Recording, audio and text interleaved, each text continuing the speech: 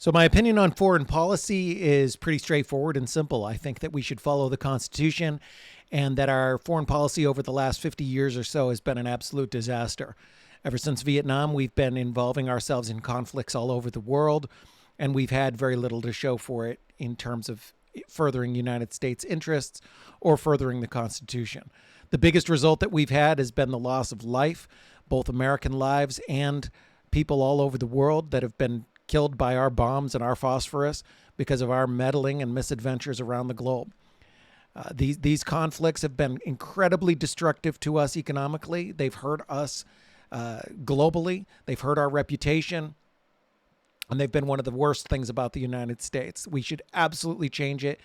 We shouldn't have never-ending war. Our invasion of Afghanistan was a complete disaster. Our invasion of Iraq was a disaster. And now we're looking to do more of the same kind of foolish errors with what we see going on in Ukraine. At the time of this video, we've already sent $40 billion there, and we're involving the United States troops. And it seems inevitable that this is just going to continue to spiral out of control, just like many of our other misadventures globally. It just doesn't make any sense, and it's got to change.